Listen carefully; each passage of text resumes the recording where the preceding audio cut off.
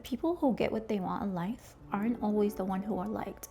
And they don't care to be. They take up space, they do what others are too afraid to do, even if that makes them the villain. In this video, I'm going to talk about how stepping into my villain era became the reason I got everything I wanted and more. What does villain era actually means? This is not about being cruel and rude for absolutely no reason.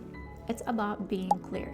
It's about setting boundaries and not apologizing for having them. It's about saying no and not over explaining yourself. It's about walking away from fake friendship, relationships, and refusing to shrink yourself just to make others feel comfortable. You need to understand that we all are, at some point in life, a villain in someone else's story, and that's okay. And it's actually a good thing, because it just means that you did something right for yourself.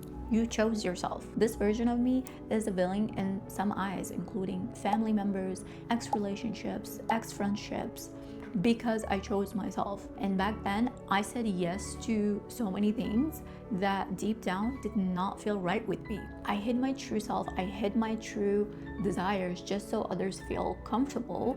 And yes, of course, I was surrounded by so much people who loved me, liked me, but it just didn't feel right with me. I hated how I felt. And the moment I stopped caring what others felt about my decisions and my opinions and what I do, not waiting for approval and putting myself and my happiness on a pedestal, it got lonely.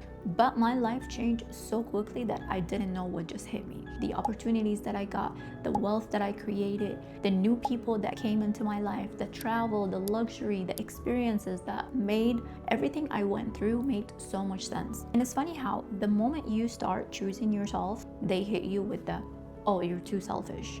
Oh, you've changed.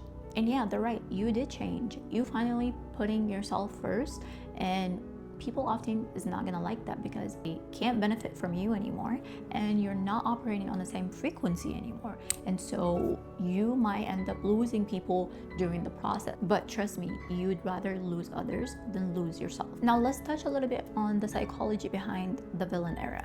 In every movie, there's always a hero and a villain. And in life, there is no difference. It's kind of the same.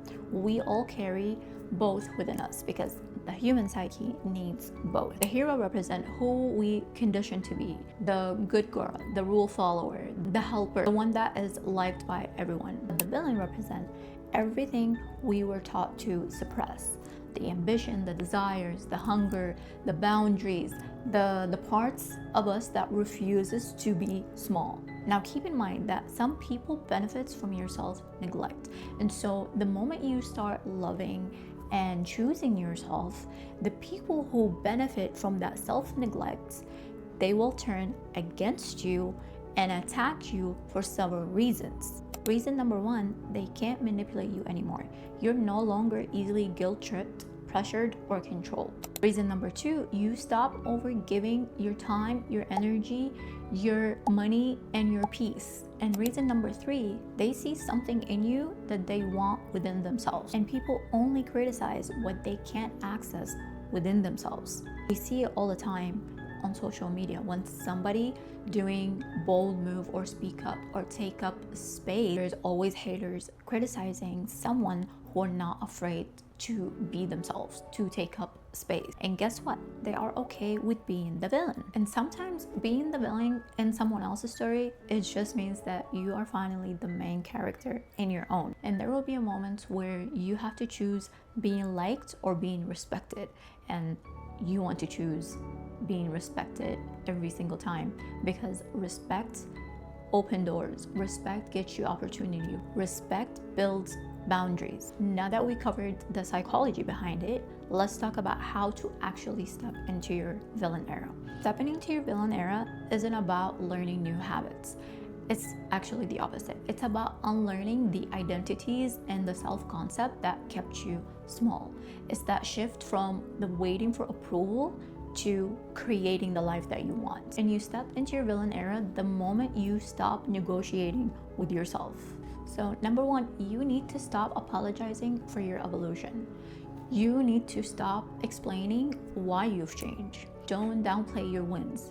You don't soften your edges just so others feel comfortable. Your growth is not a debate, it's a decision. Number 2, stop participating in spaces that drains you. A big part of your villain era is the ability to walk away quietly and permanently, not out of spite, but out of self-respect. Remember to never fight for your place in rooms that you've already outgrown. Number 3, act from identity. Make decisions as the woman you are becoming, not the woman that you're leaving behind. Your future self becomes the standard, not your fears, not your doubts, not your past. Number 4, embrace being misunderstood. A villainess isn't dangerous because she's a villain. She's dangerous because she's unbothered. People may misunderstand your confidence as arrogant. Let them. Being misunderstood is a flex and the tax that you pay for being powerful in choosing yourself. Number 5, commit to your desires without feeling guilty.